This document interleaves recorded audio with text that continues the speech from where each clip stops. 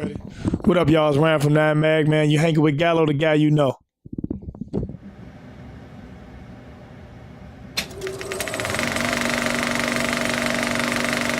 What's up? It's Nick Gallo, the guy you know. I'm here with the man of Chicago, I feel.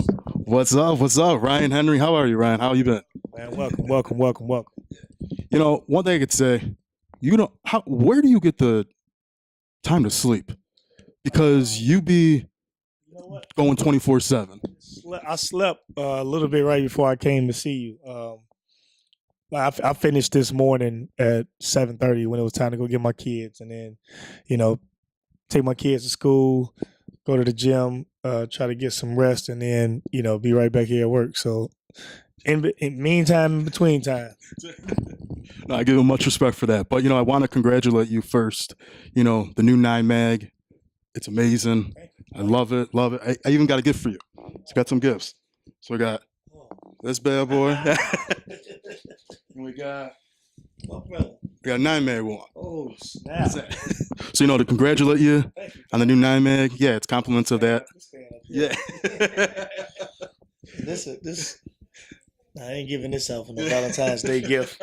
But I guess we'll just break down first. What really inspired you to make a new shop? Already having one, already up in the same location. What pushed you? Well, you know what? With a lot of people who support the show and who are in tune with 9 Mag only from television. A lot of people get to see a lot of different things when it comes to reality TV, so with that, they have, the dramas that come along with it, and the storylines that are told between that, which are 100% real.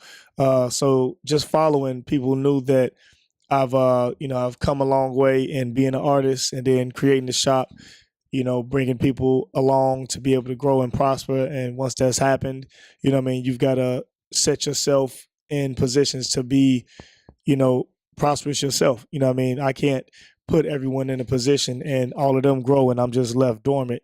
So from that, as people grow naturally as they will when you're in a successful position, it was time for me to take, everything that I had or the goals that I had to a different level.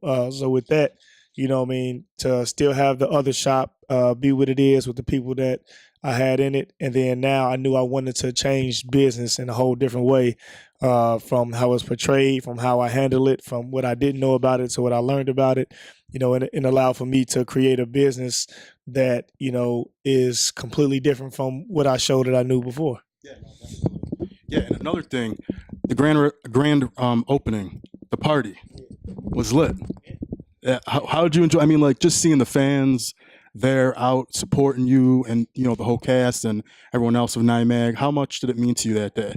No, man, I had been putting in work day in, day out, for months, and planning for, almost a year, just trying to get in a position to where getting it open would happen, out of my own doing and with building a new team that nobody had known about.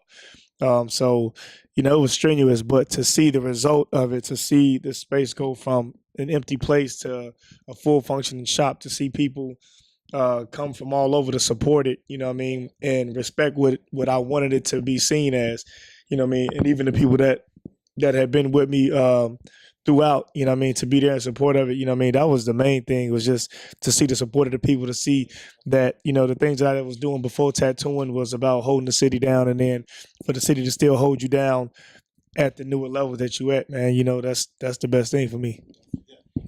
I have to say, you are, I feel, the next person since Oprah, really I'm saying, I know, but I'm saying to put Chicago in a good light. Because when you think about it, we don't really have too many people. I mean, we had a couple TV show hosts or talk shows or something come to Chicago and held down, but Oprah was the last big one. Steve Harvey was here for a little, then he left. You're really holding it down for the city, and you're from Chicago. Yeah. So, how does that feel to know, you're just holding the city down? You know what? It's it's overwhelming because I've I never thought about being famous, but had always been popular just cause, So when it came to that, I never wanted to be famous, but I wanted to do something that would leave a mark for my city. You know what I mean? Like, we only here for a little bit of time, and the next thing you know, it's 50 to 100 years past, when you've been here as time goes on. But, what I mean, I was an architect major, so I studied uh, architects that had landmarks here, you know what I mean? And to know that after they were long gone, their name still meant a lot, you know what I mean? I was a young kid studying a lot of Frank Lloyd Wright architecture designs that are all around the city. And he's been long gone. You know what I mean? So I always wanted to do something that would leave a mark here. And even with bringing the talents and bringing things like, number one TV show consistently to the city, when things haven't popped like that, and bringing awareness to, us being from South Side and from those drill eras, but we also can be businessmen and, upstanding people, showing the people around the world that it's like that's just the beginning of it. You know what I mean? We got people who are, in politics. We got people who are actually making moves to change the things when it comes to the violence of the city. You know what I mean? Because it can't get changed from outside. You know what I mean? It only happens from within, and can't nobody come here that don't know nothing about it or who ain't affected by it directly to even know what happens. You know what I mean? Like, so, yeah, I mean, it's just, to me, it's like, it's just the beginning. So to be looked at in admiration from just what I've done so far, you know what I mean, is dope and it's amazing. But I just want to be able to do something so much bigger for, the city and for everybody in it, or even people to respect it, you know what I mean, once the time is done, so I'm just putting in work for it, man. Definitely. Yeah, and one thing I want to applaud you also, and I find it's hard for me in terms because I give you a lot of credit because I feel you're doing it really well. The whole business slash friendship. How do you keep it? Because I know it's hard with friends. Keeping it business oriented, and hey, it's a business. It's nothing personal. How did you get to a point where you're like, hey, this is this. We're cool on this side because it's hard for me. What? I got fed up with being overrun by it. Like I said, the new shop is based off of my new views and values of business. When the first business I started was me trying to run it as a friendship, and trying to do that, I took a lot of losses from not putting my foot down on the business side. And after I took so many losses, and then it, it almost killed my business, and even me mentally, being thrown off from, never succeeding in business because of the losses of where you would put friendships over business. I just got tired of it. And I got, and you saw the trial and error. You saw the mess ups along the way, and then you'll learn them. And you're either gonna learn from these mistakes, or you're gonna keep tripping over them. And I had to learn from them. You know what I mean? And lo and behold, you know what I mean, it's the new NAMAG. This allowed for me to create an administrative team when I didn't have one. It's allowed for me to appoint positions to people in a chain of command. Allow for us to have the best form of communication, which I never had. So now, I mean, I have 4 or 5 meetings a week because it's necessary. You know what I mean? And it's tiresome, but it's necessary. When I didn't have one for a year. So just learning along the way from the mess ups of not knowing how to handle business to seeing how to handle business, learning, studying how to handle business, and then wanting to prosper. Otherwise, you just stay dormant. Yeah, definitely. And like in Chicago, it's huge. Like you're saying, 5 seasons in, it's number one. Did you, like in the beginning, because I've been watching since season 1, all the time, did you think it was going to be, because there was a lot, like I remember what other show was Chicago? I think it was Mob Wives Chicago. There was one season and done. It didn't, did you think the fame and everything was going to come this fast and just keep going? Yeah, I mean, honestly, I didn't know how it was going to go. I knew that I had a story to tell. And I feel like I've always known that I've had a story to tell, you know what I mean? Like, the city of Chicago, like, we are like no other. You go to different places and people meet us and they could just tell, they just know, you know what I mean? Like, we grow up a little bit grittier, grimier, but it makes us that much more of hustlers, and how much more stuff we endure, you know what I mean? And people notice that all over the world. So when it came to me obtaining a platform that had come my way because of my hard work already. You know, a lot of people ask like, well, how'd you get in contact with them? How'd you do it? Like, I never looked for it. I never shopped for it. It was me putting my head down, working hard, and then, you know, opportunities coming your way because of the hard work you put in. And when the opportunity presented itself to be able to show the world that I knew I had something for the world to see that they hadn't seen yet, you know, because it's so many things that could try to pop and they just don't. To be on 5 seasons running #1 show on the night on the network, you know, beating out everything besides Sports Center, you know, and the Weather Channel, you know. So to do that and have a successful show of people around the world supporting you from everywhere, just shows, you know, that you're doing something right. Because I've seen, like I said, I'm just giving them my story, but you see, you know, people who are 20-year actors who, you know, who you admire, you know, pick up on a new show, and if it don't work, it don't work. Yeah. You know, mid-season it gets canceled. Yeah. After the first season, it gets canceled. Some shows don't even come out.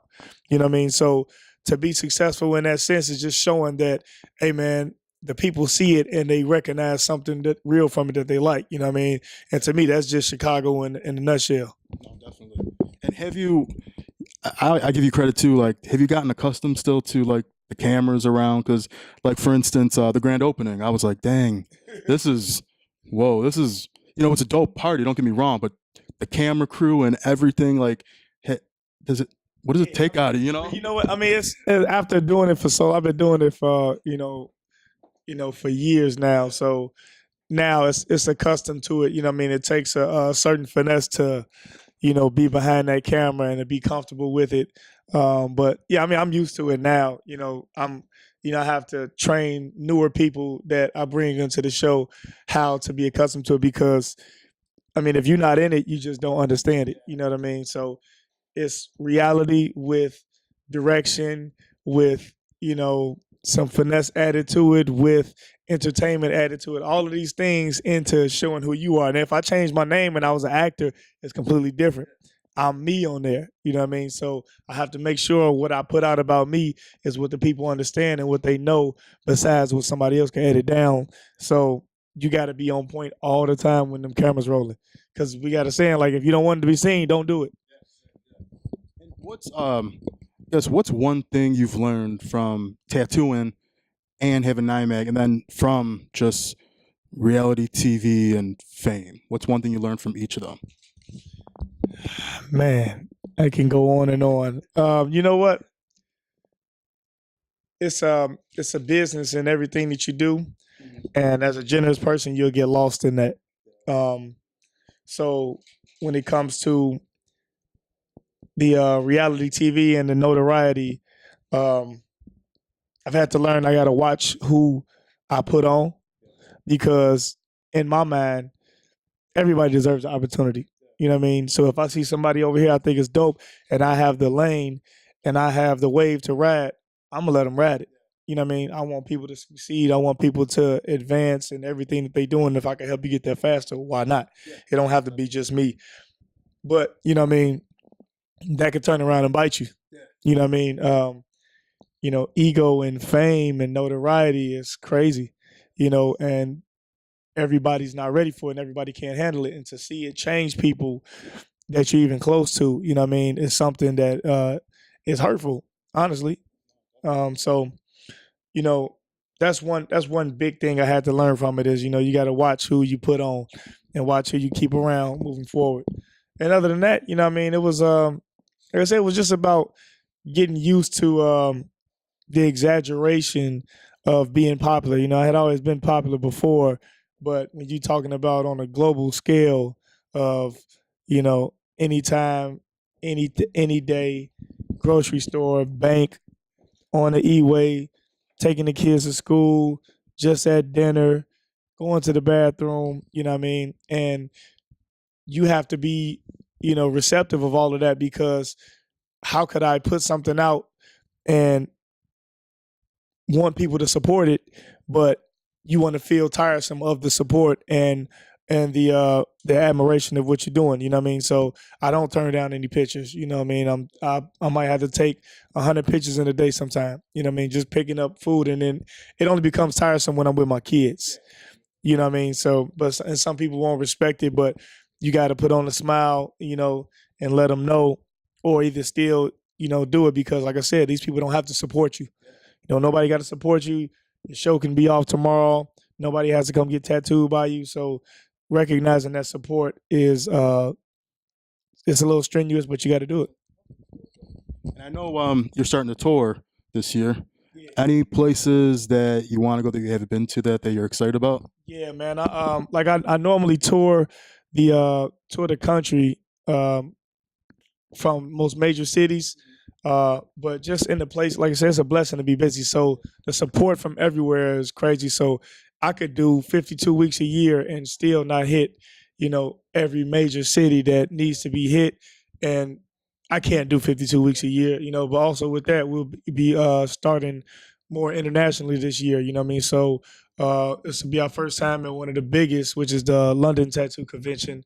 Plan on going there, you know what I mean? And just traveling to so many different places to see all these different genres and different, ways of life. Like, people they request for me in South Africa. You know what I mean? Who would have thought that they would want you in South Africa? I got people who come from Australia and they want me to come down to Australia, and just all these different places where you like, man, it's crazy that these people see me and support me and, will want to be a part of, have something a part of what you're doing, So, we plan to do a lot this year, but it's a consistent, you know what I mean? So we running. That's how it is.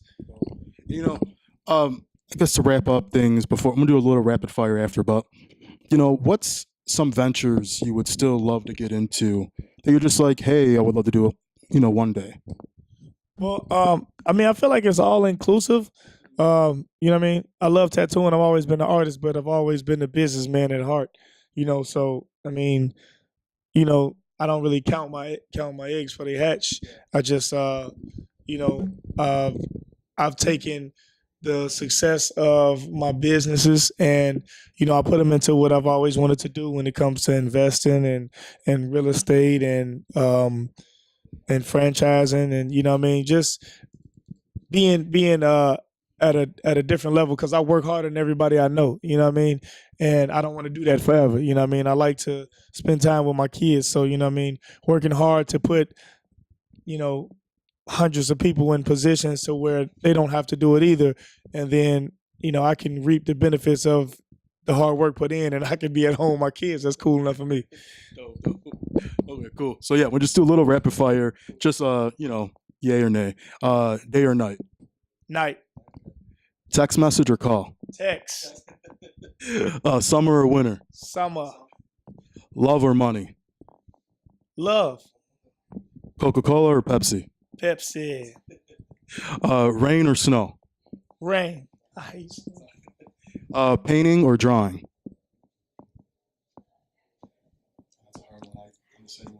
I'm still withdrawing. Yeah. Superman or Batman.